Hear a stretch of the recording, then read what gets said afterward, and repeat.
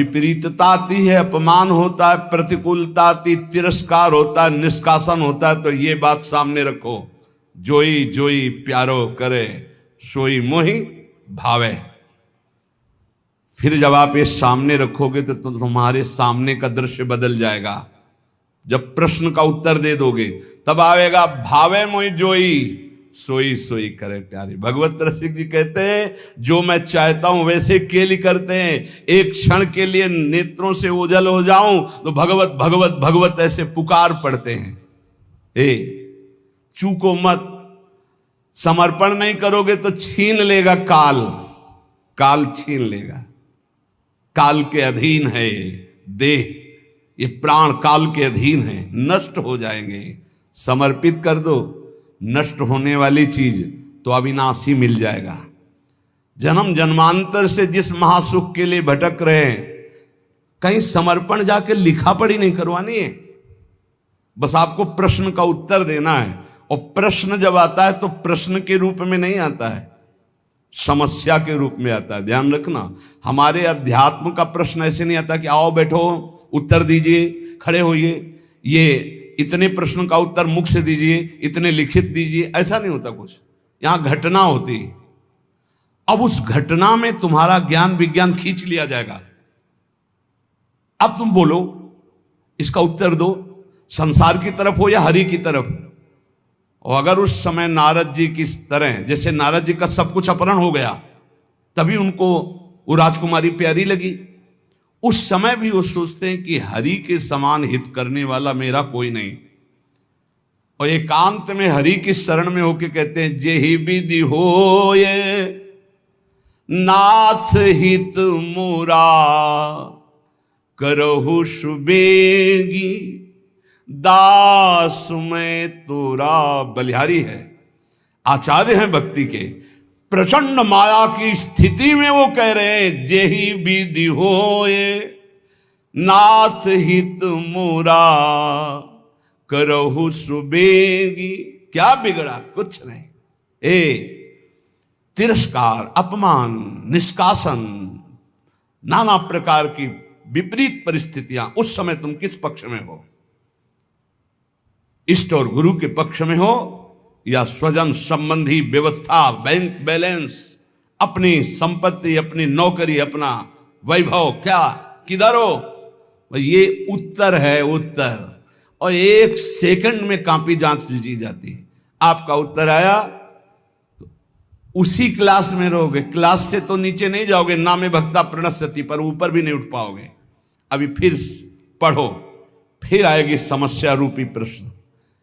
इस मार्ग में प्रश्न के दो स्वरूप हैं, एक भयंकर लुभावना सुहावना, दो भयंकर, एक प्रश्न, एक लुभावना और सुहावना। इतना सुखद जो कभी सोचा था कल्पना में, वो भोगने को मिलेगा। अब उस समय प्रश्न है, वो भोगोगे या प्रभु? अगर आपको है नहीं नहीं नाथ बचाओ बचाओ, प्रभु करुणा में, नहीं नहीं मैं फिसल सकता हूं, प्रभु मुझे बचाओ, तो सच्ची मानिए दृश्य ही गायब हो जाएगा, वो दृश्य ही ले रहेगा लुभावना, वहां हरि मिलेगी पक्का। करऊं सदा तिनके रखवारी जिमि बालक राखे महतारी।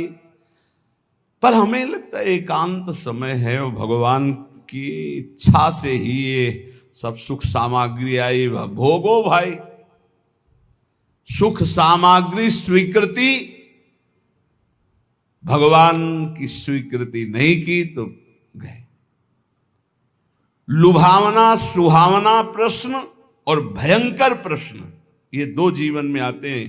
हाथ जोड़कर प्रार्थना है, सौदा बहुत सस्ता है भगवत प्राप्ति का, बस तुमको केवल उत्तर देना है। और रोज ये पढ़ाई ही है, रोज पढ़ाई जा रही है। जो सत्संग है ना, सर्वसंगोपहो है इमाम, समस्त आसक्तियों का त्याग कराकर भगवद आसक्ति प्रदान करने के लिए। इसलिए बहुत ध्यान में रहो।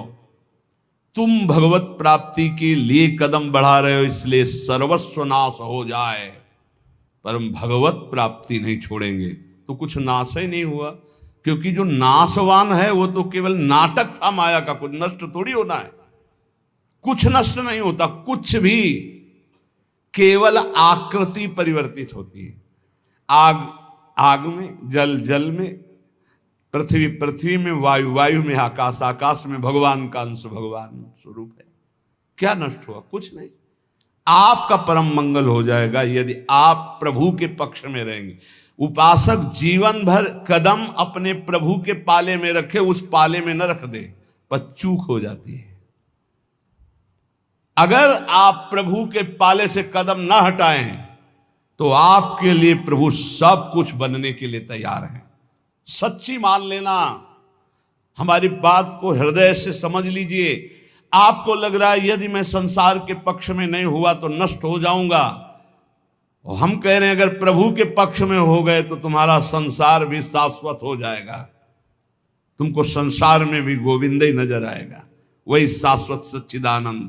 जैसे रस्सी में सांप भास रहा है तो ना पहले सांप था, ना मध्य में सांप है, ना आखिरी में सांप रहेगा। सांप की जो भावना बनी वो मूल रस्सी में बनी। ऐसे ही ब्रह्म में ही ये संसार है।